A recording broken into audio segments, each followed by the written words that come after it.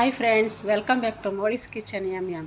ಇವತ್ತು ನಾನು ನಿಮಗೆ ಕರ್ಜಿಕಾಯಿ ಮಾಡೋದು ಹೇಗೆ ಅಂತ ತೋರಿಸ್ಕೊಡ್ತೀನಿ. ಇದಕ್ಕೆ ನಾನು ಮೈದಾನ ಮೂರು ಕಪ್ಪಷ್ಟು ಮೈದಾ ತಗೊಂಡಿದ್ದೀನಿ.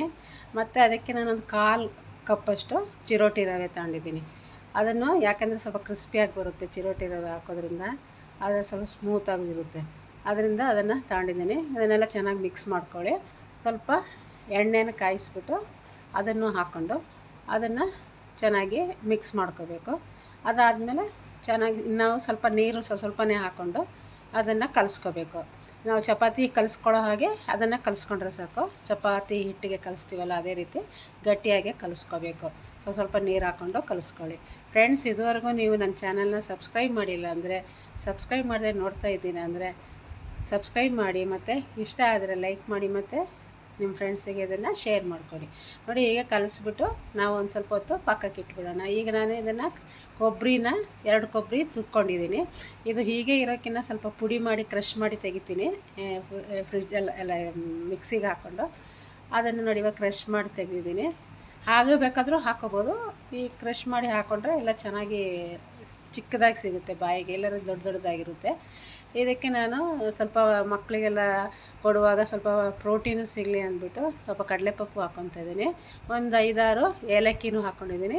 ಅದಕ್ಕೆ ನೀವು ಕಡಲೆಪಪ್ಪು, ಒಂದು ಸ್ವಲ್ಪ ಕಡಲೆಪಪ್ಪು ಸೇರಿಸ್ಕೊಂಡಿದ್ದೀನಿ. ಕಡಲೆ ಬೀಜ ಬೇಕಾದ್ರೂ ಹುರಿದ್ಬಿಟ್ಟು ಹಾಕ್ಕೊಂಡು ಅದನ್ನು ಕ್ರಷ್ ಮಾಡಿ ಹಾಕ್ಕೋಬೋದು. ಮಕ್ಕಳಿಗೆ ತಿನ್ನೋದಕ್ಕೆ ಚೆನ್ನಾಗಿರುತ್ತೆ. ಇದಕ್ಕೆ ಬೆಲ್ಲ ಬೇಕಾದ್ರೂ ಹಾಕ್ಕೋಬೋದು ತುರಿದ್ಬಿಟ್ಟು, ಇಲ್ಲ ಸಕ್ಕರೆನಾರು ಹಾಕ್ಕೋಬೋದು. ನಾನು ಸಕ್ಕರೆ ಹಾಕ್ಕೋತಾ ಇದ್ದೀನಿ, ಸ್ವಲ್ಪ ಸಕ್ಕರೆ ಕಮ್ಮಿನೇ ಹಾಕ್ಕೋತಾ ಇದ್ದೀನಿ. ನೀವು ನಿಮ್ಮ ಸಿಹಿಗೆ ತಕ್ಕನಾಗೆ ಸಕ್ಕರೆ ಹಾಕ್ಕೊಳ್ಳಿ. ನೋಡಿ, ಈ ರೀತಿ ಪುಡಿ ಮಾಡಿ ತಗೊಂಡಿದ್ದೀನಿ.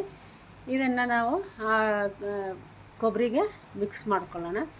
ಇದರ ಜೊತೆಗೆ ಸ್ವಲ್ಪ ಗಸಗಸೆನ ತಗೊಂಡಿದ್ದೀನಿ. ಗಸಗಸೆನ ಸ್ವಲ್ಪ ಬೆಚ್ಚಗೆ ಮಾಡಿ ಹಾಕ್ಕೋಬೋದು, ಇಲ್ಲ ಹಾಗೆ ಹಾಕಿದ್ರೂ ಸಾಕು, ಏನು ತೊಂದರೆ ಆಗೋಲ್ಲ. ನಾವು ಹುರಿತೀವಲ್ವ. ಮತ್ತು ಅದಕ್ಕೆ ಸ್ವಲ್ಪ ಎಳ್ಳು ಹಾಕ್ಕೊಂಡಿದ್ದೀನಿ. ಇದೆಲ್ಲ ಆರೋಗ್ಯಕ್ಕೆ ತುಂಬ ಒಳ್ಳೆಯದಲ್ವ ಎಳ್ಳು ಎಲ್ಲ. ಅದರಿಂದ ಇದೆಲ್ಲ ಹಾಕಿ ಮಾಡೋದ್ರಿಂದ ಚೆನ್ನಾಗಿರುತ್ತೆ. ಈಗ ನಾನು ಆ ಹಿಟ್ಟು ಕಲಸಿಟ್ಟು ಸ್ವಲ್ಪ ಒಂದು 15 ನಿಮಿಷ ಆಗಿದೆ.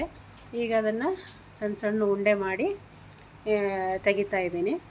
ಇದನ್ನು ಸಣ್ಣ ಸಣ್ಣ ಉಂಡೆ ಮಾಡಿ ನಾವು ಚಪಾತಿ ಥರ ಲಟ್ಟಿಸ್ಬಿಟ್ಟು ಚಿಕ್ಕದಾಗಿ ಲಟ್ಟಿಸ್ಕೊಂಡು ಹಾಗೂ ಮಾಡ್ಬೋದು, ಇಲ್ಲ ನಾವು ಅದನ್ನು ಹಚ್ಚಿರುತ್ತೆ ಅದರಲ್ಲಾದರೂ ಮಾಡ್ಕೋಬೋದು. ಇಲ್ಲ ದೊಡ್ಡದಾಗಿ ಚಪಾತಿ ಥರ ಲಟ್ಟಿಸ್ಕೊಂಡು ನಾವು ಅದನ್ನು ರೌಂಡಿಗೆ ಯಾವ್ದಾದ್ರು ಒಂದು ಸಣ್ಣ ಗ್ಲಾಸಲ್ಲೋ ಯಾವುದ್ರೆಲ್ಲ ಶಾರ್ಪಾಗಿರೋ ಇದರಲ್ಲಿ ಕಟ್ ಮಾಡಿಕೊಂಡು ಆ ರೀತಿನಾದ್ರು ಒಂದೇ ಶೇಪಿಗೆ ಬರುತ್ತೆ ಅವಾಗ, ಆ ರೀತಿನಾದ್ರು ಮಾಡ್ಕೋಬೋದು. ನಾನಿವಾಗ ಒಂದು ಉಂಡೆ ತೆಗೆದಿದ್ದೀನಿ. ಇದನ್ನು ಇವಾಗ ತಗೊಂಡು ಅದನ್ನು ನಾವು ಈಗ ಚಪಾತಿ ಥರ ತೆಳ್ಳಗೆ ಲಟ್ಟಿಸ್ಕೋಬೇಕು. ರೌಂಡಿಗೆ ತೆಳ್ಳಗೆ ಲಟ್ಟಿಸ್ಕೊಂಡು ಅದನ್ನು ನಾವು ಇದು ಕರ್ಜಿಕಾಯಿ ಮಾಡೋ ಹಚ್ಚಿದೆ, ಅದಕ್ಕೆ ಸ್ವಲ್ಪ ಎಣ್ಣೆ ಹಚ್ಕೊಂಡಿದ್ದೀನಿ. ಅದಕ್ಕೆ ಅದನ್ನು ಇಟ್ಬಿಟ್ಟು ಚಪಾತಿ ಲಟ್ಸಿರೋ ಚಪಾತಿನ ಅದರೊಳಗೆ ಇಟ್ಬಿಟ್ಟು ಅದಕ್ಕೆ ನಾವು ಎಷ್ಟು ಬೇಕೋ ಅದಕ್ಕೆ ಇದನ್ನು ಹೂರಣನ ತುಂಬ್ಕೋಬೇಕು.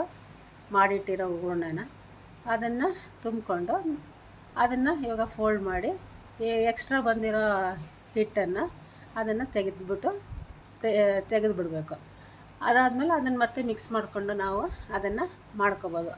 ಇದಾದರೆ ಒಂದೇ ಶೇಪಲ್ಲಿ ಬರುತ್ತೆ, ಮತ್ತು ಅದು ಡಿಸೈನ್ ಬೇಕಂದರೆ ಡಿಸೈನು ಇರುತ್ತೆ. ಅದಕ್ಕೆ ನೋಡಿ, ಈ ರೀತಿಯಾಗಿ ಡಿಸೈನಾಗಿ ಬರುತ್ತೆ.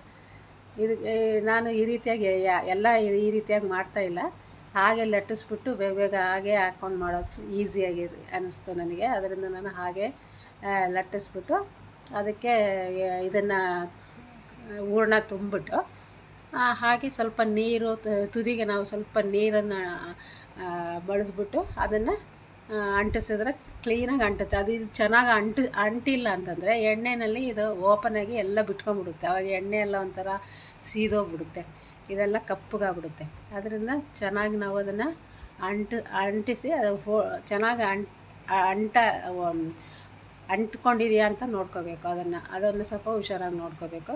ಅದಕ್ಕೆ ಸ್ವಲ್ಪ ಈಗ ಸೈಡಲ್ಲೆಲ್ಲ ಸ್ವಲ್ಪ ನೀರನ್ನು ಹಚ್ಬಿಟ್ಟು ಅದನ್ನು ನಾವು ಫೋಲ್ಡ್ ಮಾಡಿಬಿಟ್ಟು ನೋಡಿ, ಈ ರೀತಿಯಾಗಿ ಫೋಲ್ಡ್ ಮಾಡಿ ಅದನ್ನು ಪ್ರೆಸ್ ಮಾಡಬೇಕು. ಕ್ಲೀನಾಗಿ ಪ್ರೆಸ್ ಮಾಡಿದ್ರೆ ಚೆನ್ನಾಗಿ ಅಂಟ್ಕೊಂಡ್ಬಿಡುತ್ತೆ ಮತ್ತು ಓಪನ್ ಆಗೋಲ್ಲ. ಈಗ ಡಿಸೈನ್ ಥರ ಬೇಕು ಅಂತಂದ್ರೆ ನಮಗೆ ಸೈಡ್ ಡಿಸೈನ್ ಬೇಕಾದ್ರೂ ಮಾಡ್ಕೋಬೋದು, ಕೈಯಲ್ಲೇ ಮಾಡ್ಕೋಬೋದು. ನೋಡಿ, ಈ ರೀತಿಯಾಗಿ ಮಾಡೋದ್ರಿಂದ ಬೇಕಾದ್ರೆ ಡಿಸೈನು ಆಗುತ್ತೆ.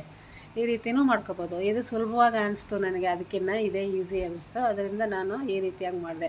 ಅದು ಬಾಕಿ ಬಂದಿರೋ ಹಿಟ್ಟನ್ನು ಮತ್ತೆ ನಾವು ತೆಗಿಬೇಕಲ್ವ, ಮತ್ತೆ ಅದು ಮತ್ತೆ ಜೋಡಿಸ್ಕೊಂಡು ಮತ್ತೆ ಮಾಡ್ಕೋಬೇಕು. ಅದರಿಂದ ನಾನು ಈ ರೀತಿಯಾಗಿ ಮಾಡಿ ಎಲ್ಲ ತೆಗೆದೆ. ಈಗ ಎಣ್ಣೆ ಕಾಯಕ್ಕೆ ಇಟ್ಟಿದ್ದೀನಿ. ಎಣ್ಣೆ ಬಿಸಿ ಆದ ತಕ್ಷಣ ನಾನು ಅದನ್ನು ಹಾಕ್ಬಿಟ್ಟು ನಾವು ಇದನ್ನು ಫ್ರೈ ಮಾಡ್ಕೊಳ್ಳೋದಷ್ಟೇ.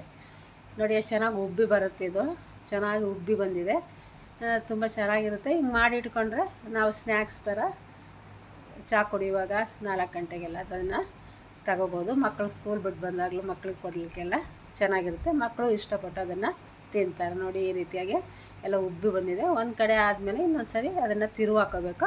ತಿರುವಾಕೊಂಡು ಕ್ಲೀನಾಗಿ ಗೋಲ್ಡನ್ ಕಲರಿಗೆ ತಿರುಗಿದ ಮೇಲೆ ನಾವು ಅದನ್ನು ತೆಗಿಬೇಕು. ಹೀಗೆ ಎಲ್ಲನೂ ನಾನು ಜಾಸ್ತಿ ಮಾಡಿಲ್ಲ, ಸ್ವಲ್ಪನೇ ಮಾಡಿದ್ದೆ. ನೋಡಿ ಈ ರೀತಿ ಮಾಡಿ ತೆಗೆದು ಎಣ್ಣೆಯಿಂದ ತೆಗೆದು ಎಣ್ಣೆ ಸೋರ್ದ ಮೇಲೆ ಅದನ್ನು ನಾವೊಂದು ಪಾತ್ರೆಗೆ ಹಾಕಿಟ್ರೆ ಅದನ್ನು ನಾವು ಆಮೇಲೆ ಆರಿದ ಮೇಲೆ ಡ್ರೈ ಆಗಿರೋ ಪಾತ್ರೆನೆಲ್ಲ ಹಾಕಿ ಗಾಳಿ ಆಡ್ದಂಗೆ ಮುಚ್ಚಿಟ್ರೆ ತುಂಬ ದಿನದ ತನಕನೂ ಇಟ್ಕೊಂಡು ತಿನ್ಬೋದು. ತುಂಬ ಚೆನ್ನಾಗಿರುತ್ತೆ. ಈ ರೀತಿ ಒಂದು ಸರಿ ಮಾಡಿ ನೋಡಿ. ಬರೀ ಕೊಬ್ಬರಿನಲ್ಲೇ ನಾವು ಮಾಡ್ಕೋಬೋದು. ಕೊಬ್ಬರಿ ಮತ್ತು ಸಕ್ಕರೆ, ಗಸಗಸೆ ಮತ್ತು ಏಲಕ್ಕಿ ಸ್ವಲ್ಪ ಪುಡಿ ಮಾಡಾಕಿ, ಎಳ್ಳು ಎಲ್ಲ ಹಾಕಿ ಆ ರೀತಿಯೂ ಮಾಡ್ಕೋಬೋದು. ಈ ಥರ ಬೇಕಾದ್ರೂ ಮಾಡ್ಕೋಬೋದು. ಇದು ಸ್ವಲ್ಪ ಪ್ರೋಟೀನ್ ಎಲ್ಲ ಸಿಗುತ್ತಲ್ವ, ಅದರಿಂದ ಈ ರೀತಿನಾದ್ರು ಮಾಡ್ಕೋಬೋದು. ಕಡಲೆ ಬೀಜನೂ ಹಾಕೋಬೋದು, ಚೆನ್ನಾಗಿರುತ್ತೆ. ಈ ರೀತಿ ಎಲ್ಲ ಮಾಡಿ ಇಟ್ಕೊಂಡು ತಿನ್ನಿ, ತುಂಬ ಚೆನ್ನಾಗಿರುತ್ತೆ. ಒಂದು ಸರಿ ಮಾಡಿ ನೋಡಿ. ಈ ರೀತಿ ಮಾಡಿ ನೋಡಿ ಫ್ರೆಂಡ್ಸ್. Bye friends.